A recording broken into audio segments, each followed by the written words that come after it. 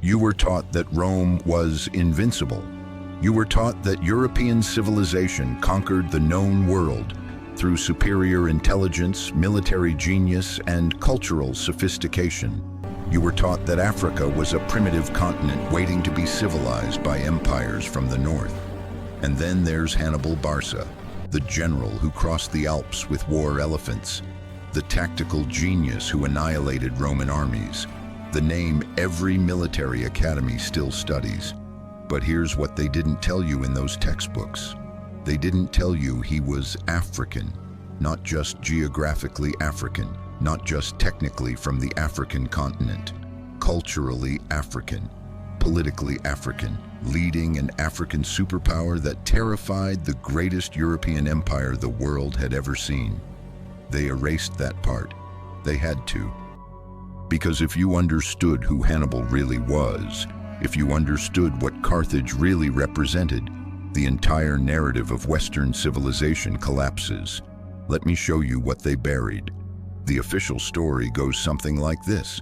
Hannibal was a brilliant Carthaginian general who waged war against Rome during the Second Punic War from 218 to 201 BCE. He famously crossed the Alps with elephants, a logistical miracle that shocked the Roman world. He won battle after battle, including the catastrophic Roman defeat at Cannae in 216 BCE, where he destroyed an army nearly twice the size of his own. But Rome eventually prevailed. Hannibal was defeated. Carthage was destroyed. And European civilization continued its inevitable march toward dominance. That's the story. Hannibal appears in these accounts as an anomaly. A genius, yes. A worthy opponent, certainly. But ultimately a footnote to Rome's greatness. A plot device in Rome's origin story. And here's the subtle part, the part most people never notice. Carthage is never really called African in these tellings. It's called Phoenician, Mediterranean, sometimes even quasi-European in older scholarship. Hannibal himself is portrayed in ancient Roman art and modern films with European features, pale skin, straight hair, classical Mediterranean appearance. The African part gets whispered, minimized, erased. But Carthage wasn't European. Carthage was the most powerful African civilization Rome ever faced, and they almost lost. Let's start with geography, because this is where the erasure begins. Carthage was located in what is now Tunisia on the North African coast, not metaphorically African, not symbolically African, literally on the continent of Africa, populated by African peoples, ruling over African territories that stretched across modern Tunisia, Libya, Algeria, Morocco, and parts of Spain. This wasn't a European colony in Africa. This was an African empire. Founded in 814 BCE by Phoenician settlers from Tyre, Carthage became something entirely its own. Within centuries, it had absorbed indigenous Berber populations, African cultural practices, African religious traditions, and African political structures. By Hannibal's time, Carthage had existed for 600 years.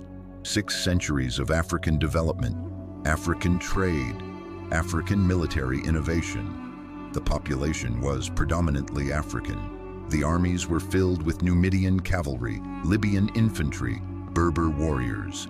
The gods they worshipped, Baal, Hammon, and Tanit, were African adaptations of Phoenician deities with distinctly North African characteristics. Hannibal himself came from the Barcid family, one of Carthage's most powerful dynasties.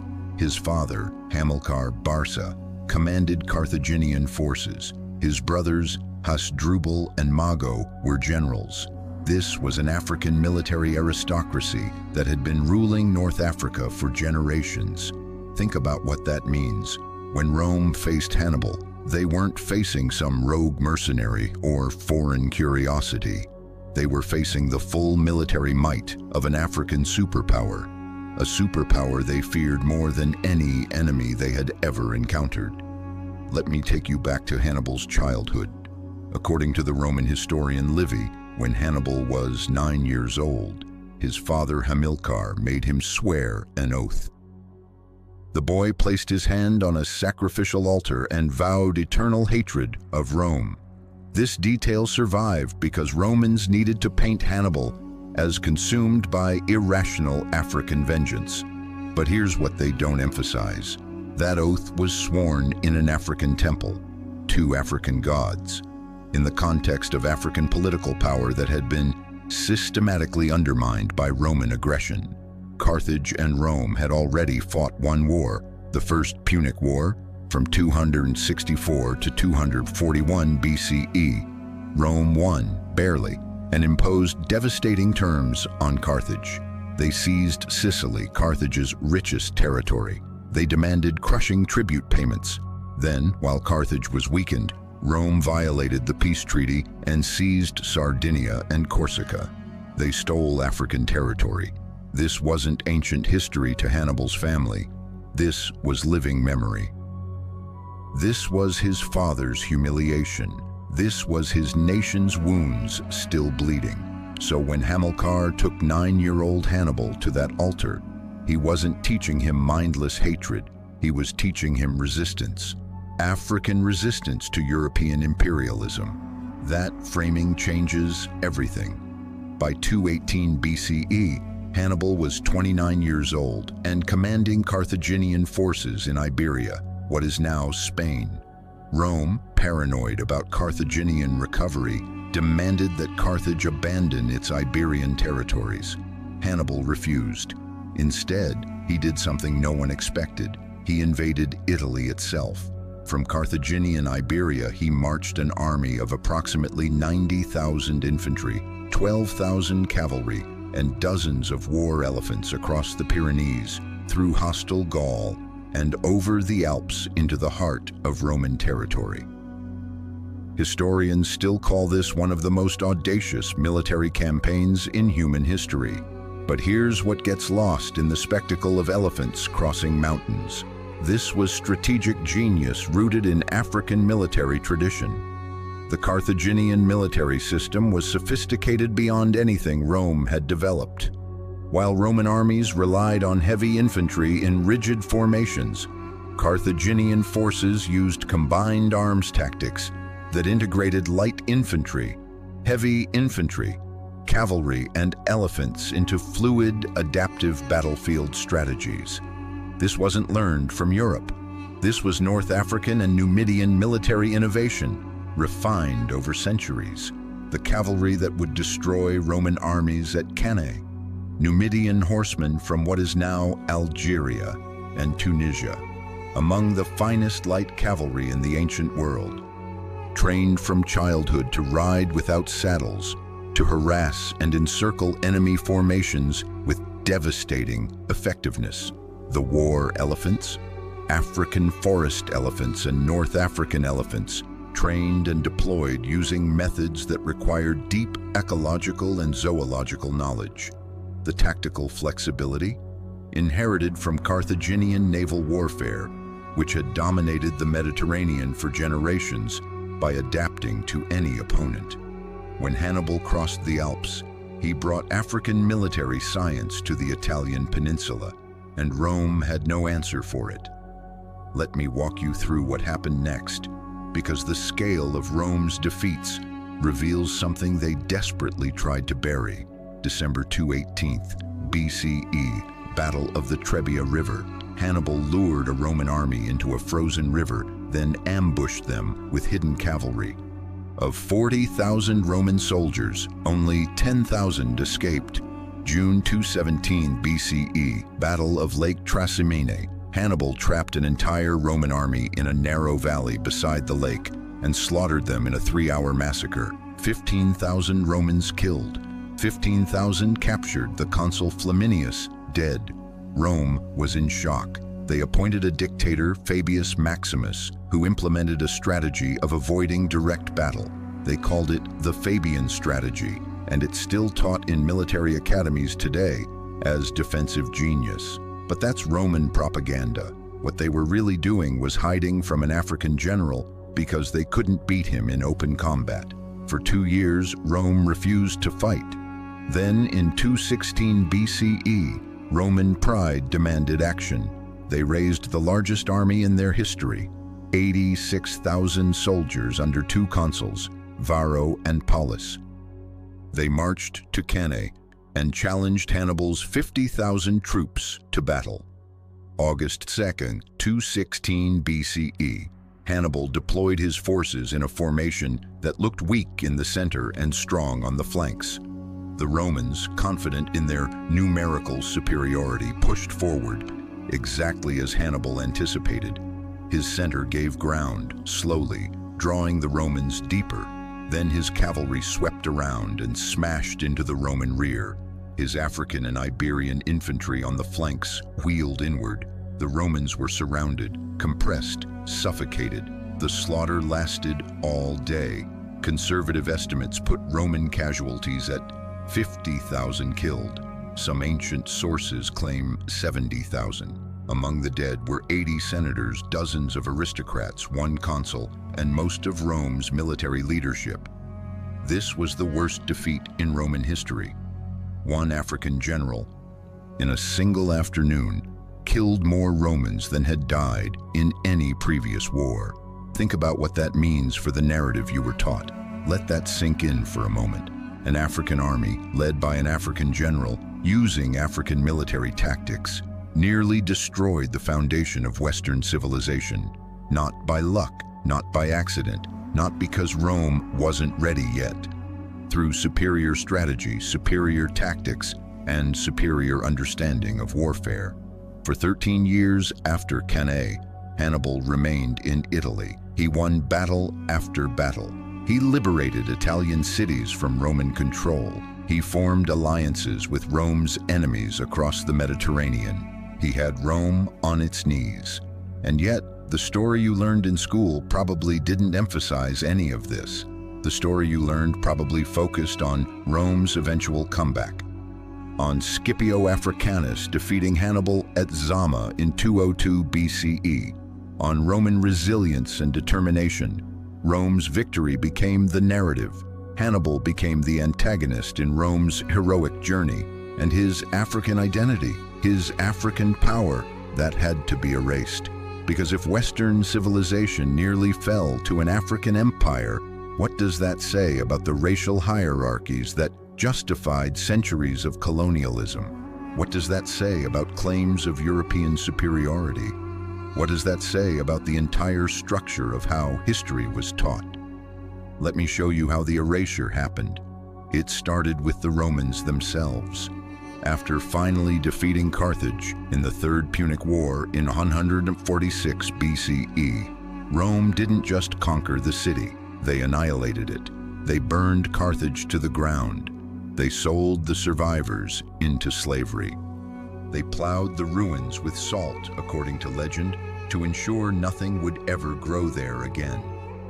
Then they wrote the history. Roman historians like Livy, Polybius, and later writers portrayed Carthage as a corrupt, cruel, barbaric civilization.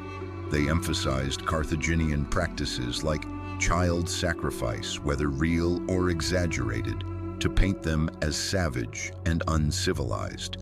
They called Carthaginians Punici, which became Punic, which eventually became Phoenician. Notice what happened there. The African part disappeared. Carthage became Phoenician, which sounded Middle Eastern, which sounded closer to Mediterranean, which sounded less threatening to Roman identity. The city in Africa became a civilization from elsewhere, temporarily located in Africa. This wasn't accidental. This was narrative warfare.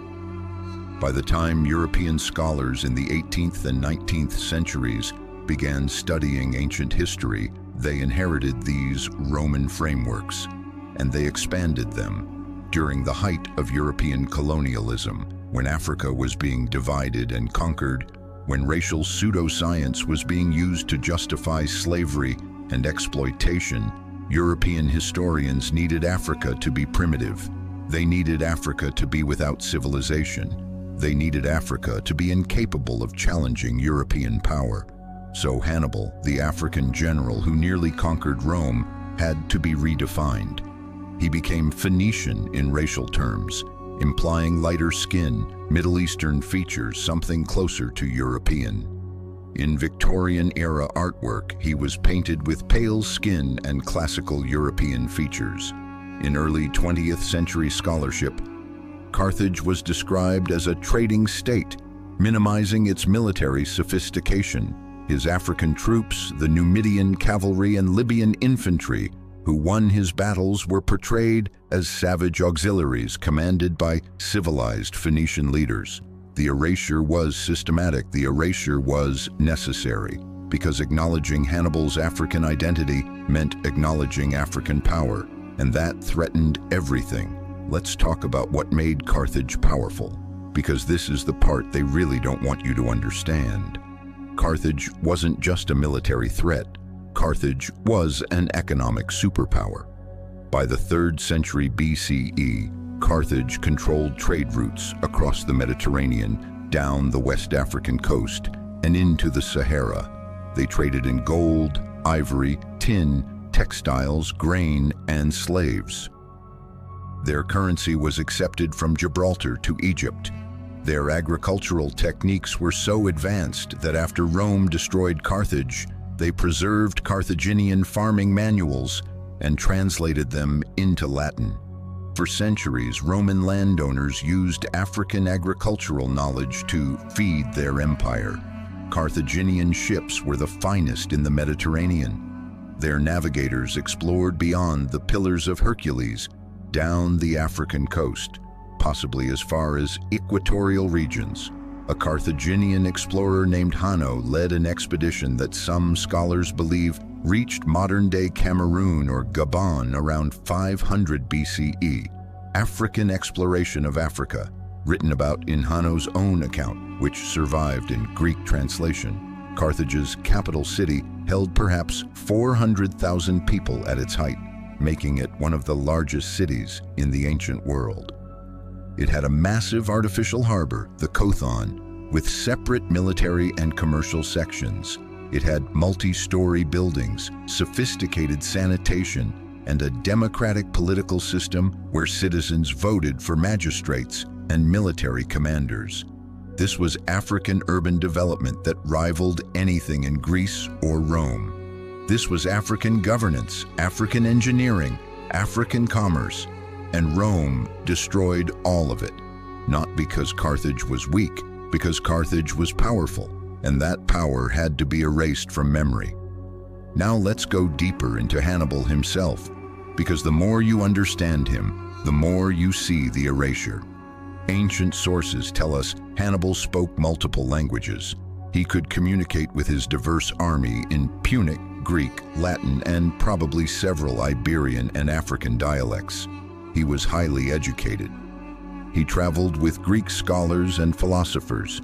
He studied Greek military theory and adapted it to African tactical frameworks. He was a sophisticated political strategist. After the Battle of Cannae, when he could have marched on Rome, he chose instead to break Rome's alliance system. He negotiated with Italian cities, offering them freedom from Roman domination. He formed alliances with Macedonia and Syracuse. This wasn't mindless aggression. This was calculated, patient, strategic brilliance, and it nearly worked. For over a decade, Hannibal held territory in Italy while Rome scrambled to rebuild. If Carthage had sent him reinforcements, if his brother Hasdrubal's relief army hadn't been intercepted at the Battle of the Metaurus, the entire history of Western civilization would be different. Rome would have fallen. An African empire would have dominated the Mediterranean. European history as you know it wouldn't exist. That reality was so threatening that even after defeating Hannibal, Rome couldn't let it rest. They hunted him for 20 years after the war ended. He fled to the Seleucid Empire. They hunted him there. He fled to Bithynia. They hunted him there too. In 183 BCE, surrounded by Roman agents, Hannibal took poison rather than be captured. His last words, according to tradition, "Let us relieve the Romans from the anxiety they have so long experienced, since they think it tries their patience too much to wait for an old man's death. Even in death, he mocked their fear of him. Here's what Rome never wanted you to understand. Hannibal didn't just threaten Rome militarily, he threatened Rome's entire self-conception. Rome built its identity on the idea of civilized Europeans bringing order to a barbaric world. They were the light pushing back the darkness. They were the inevitable destiny of human progress. But Hannibal proved that narrative was a lie. An African from an African civilization outthought them, outfought them, and outmaneuvered them for 16 years. The only reason Rome survived was resources, not genius. Rome had the population to sustain horrific losses. They had Italian allies they could coerce into providing troops. They had agricultural production that allowed them to field army after army, even after catastrophic defeats. But tactically, strategically, intellectually, Hannibal was superior, and Rome knew it. That's why they obliterated Carthage so completely. That's why they wrote the histories that minimized Carthaginian civilization. That's why they needed Hannibal to be remembered as a great enemy, but not as what he truly was, an African who almost ended European history before it began. Let's connect this to the modern world, because this erasure didn't end in ancient times. When you were in school, how was Hannibal taught? If he was mentioned at all, he was probably presented as a historical curiosity, the general with elephants, a tactical genius, a worthy opponent for Rome's rise to greatness. But was he taught as African? Was Carthage taught as an African superpower? Was his war against Rome taught as African resistance to European imperialism? No, because that framing disrupts the entire narrative of Western civilization. It disrupts the idea that Europe has always been the center of power, innovation, and progress. It disrupts the racial hierarchies that were used to justify colonialism, slavery, and exploitation. It disrupts the comfortable story that Africa was a dark continent waiting for European enlightenment. If students understood that an African empire nearly destroyed Rome, they might start asking other questions. What other African civilizations were erased? What other African achievements were minimized or attributed to others? What other lies were they told about Africa's past? Those questions are dangerous. Those questions unravel 5 centuries of propaganda. So Hannibal remains Phoenician in the textbooks, Mediterranean, a brilliant anomaly disconnected from African identity, and most people never notice the erasure. But the evidence is there if you look for it. Start with the ancient sources themselves. The Romans called the wars against Carthage the Punic Wars, from Punici, their name for Carthaginians. But the Carthaginians called themselves Chanani, or people of Canaan, connecting to their Phoenician origins. Over 6 centuries in Africa, they became something new. They married into Berber and Libyan populations. They adopted African religious practices alongside their Phoenician traditions. They ruled African territories and built an African economic network. By Hannibal's time, Carthage was as African as it was Phoenician. The historian Polybius, who lived just after Hannibal's era, described Carthaginian armies as predominantly African troops led by Carthaginian officers. He detailed their use of Numidian cavalry, Libyan heavy infantry, and various Berber tribal warriors. This was an African military force. The god Hannibal swore his oath to, Baal-Hamon, was worshipped across North Africa. His consort goddess Tanit appears in Berber iconography throughout the region. These were African deities. Archaeological evidence from Carthage shows a city built using African labor, African materials, and adapted to African climate and geography. The Carthaginian agricultural system, documented in those manuals Rome translated, was developed for North African soil and weather patterns. Everything about Carthage screams African civilization. But Western scholarship spent centuries trying to make it sound like something else. They emphasized the Phoenician trading origins while minimizing 600 years of African development. They called it a thalassocracy, a sea-based empire, to avoid acknowledging its land-based African territories. They described Carthaginian culture as cosmopolitan to avoid saying multicultural and African. The language itself was designed to obscure African identity.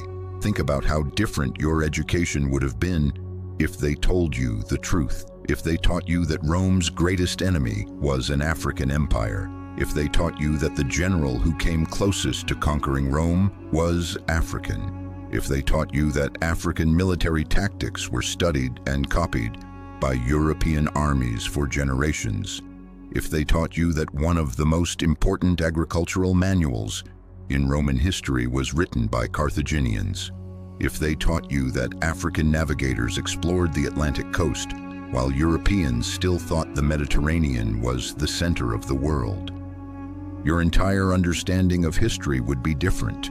You would understand that Africa wasn't primitive. You would understand that Europe wasn't inevitable. You would understand that the rise of Western civilization was contested, fragile, and could have gone a completely different direction. And you would start asking questions about what else you weren't taught. That's why they erased Hannibal's African identity. Not because it wasn't true, because it was too true, because acknowledging it would unravel the mythology of Western supremacy. Let me take you to the end of Hannibal's story, because even his death reveals the erasure. After the Second Punic War ended in 201 BCE, Hannibal returned to Carthage. The Romans imposed brutal peace terms. Carthage lost all its territories outside Africa. It was forbidden from making war without Roman permission. It had to pay massive tribute for 50 years. Hannibal became a political leader in Carthage, working to rebuild his broken nation. He reformed the government, fought corruption, and restored some economic stability. Rome couldn't tolerate it. They demanded Carthage hand him over. He fled. For the next 2 decades, he wandered the Mediterranean, offering his services to any power that would oppose Rome. He advised the Seleucid king Antiochus III. He tried to organize resistance in Asia Minor. Rome hunted him everywhere. In 183 BCE, cornered in Bithynia with no escape, he chose poison. He was 64 years old. He had spent his entire life fighting Rome, and even 40 years after Cannae, they still feared him enough to hunt him to his death. That tells you everything about who he really was. Not just a great general, a symbol of African power that threatened Roman identity itself. They had to destroy him completely, his body, his nation, his memory, and then they had to rewrite him. Make him less African, less dangerous, less real. Turn him into a historical curiosity instead of what he was. Proof that Africa could challenge Europe and nearly win. Here's what they don't teach you in those neat timelines and battle maps. Hannibal's war against Rome was African resistance to European imperialism. It was North African civilization defending itself against expansion and aggression. It was African military genius proving itself superior to European tactics. It was everything the colonial narrative claimed was impossible. That's why Carthage had to be completely destroyed. That's why its libraries had to be burned. That's why its people had to be erased. That's why modern scholarship spent centuries trying to make Hannibal less African. Because if he was African, truly African, then the entire story of Western civilization rests on luck and resources, not superiority. Rome didn't defeat Carthage because Romans were better. They defeated Carthage because they had more bodies to throw into the meat grinder. They survived Cannae not through genius, but through stubborn refusal to surrender, even after losing 50,000 men in a single day. They won the Second Punic War not through superior tactics, but through eventually isolating Hannibal from reinforcements and attacking Carthage directly, forcing him to return home. And they won the Third Punic War 50 years later by laying siege to a weakened, treaty-bound Carthage that couldn't legally defend itself. This wasn't the triumph of civilization over barbarism. This was the triumph of brutal persistence over tactical brilliance. This was European victory despite African superiority, and that truth had to be buried. So here's where we are. You were taught that Rome conquered the world through virtue, intelligence, and cultural superiority. You were taught that Europe was always destined to dominate. You were taught that Africa was primitive, passive, waiting to be civilized. And then you discover Hannibal, the African who crossed the Alps, the African who destroyed Roman armies, the African who held Italy for 13 years, the African whose military tactics are still studied today, the African whose agricultural manuals fed the Roman Empire, the African who came closer to ending Western civilization than anyone else in ancient history. And you realize the narrative was a lie, not a small lie, not an oversight, a deliberate, systematic erasure of African power, African achievement, African resistance. They took the greatest military threat Rome ever faced and slowly, over centuries, disconnected him from his African identity. They made Carthage Phoenician instead of African. They made Hannibal Mediterranean instead of African. They made his armies savage auxiliaries instead of sophisticated African military forces. They rewrote the story until Africa disappeared, until all that remained was Rome's triumph. But the truth is still there, in the ancient sources that survived, in the archaeological evidence that keeps emerging, in the very fact that Rome had to hunt Hannibal for 20 years after the war ended, in the fact that they destroyed Carthage so completely that even its ruins were plowed under. You don't do that to a minor opponent. You do that to an enemy you feared, an enemy you couldn't let the world remember, an enemy whose very existence challenged everything you built your identity on. This is what they didn't want you to know. Africa produced an empire that rivaled Rome. Africa produced a general who surpassed every Roman commander of his era. Africa produced military innovations that Europe studied for generations. Africa nearly changed the entire course of Western history. And when that African power was finally defeated, not through superior tactics, but through superior resources and ultimately through total annihilation, the victors rewrote the story. They erased the African part. They kept the genius because even they couldn't deny Hannibal's brilliance, but they removed the context that made that brilliance dangerous. They turned him into a historical curiosity instead of what he was, evidence that Africa was never primitive, never passive, never inferior, evidence that the rise of Europe was not inevitable, evidence that another world was possible. That evidence had to be destroyed. So they destroyed Carthage. They hunted Hannibal to his death. They burned the libraries. They rewrote the histories. And they taught you a version of the past, where Africa doesn't exist as a power, where Europe's dominance was always destiny, where Hannibal was just a brilliant man who happened to be from North Africa, not an African challenging European supremacy. But now you know. Now you've seen the erasure. Now you understand what they took from you. The question is, what else did they take? What other African achievements were erased? What other stories were buried? What other truths are waiting to be uncovered? If they erased Hannibal, one of the most documented figures in ancient history, what did they do to civilizations that left fewer records? What did they do to the empires that existed before colonization rewrote everything? That's the work that remains, uncovering what was deliberately hidden, restoring what was systematically erased, remembering what they wanted forgotten. Hannibal of Carthage, the African general who almost destroyed Rome. The proof that Africa was never what they said it was. The truth they buried under 2,000 years of propaganda. This is the history they erased. This is the story they didn't want you to know. And this is just the beginning. If you want more stories like this, more truths that were deliberately hidden, more African history that challenges everything you were taught, subscribe to Ancient Africa Untold, because this is what they tried to erase, and we're bringing it back.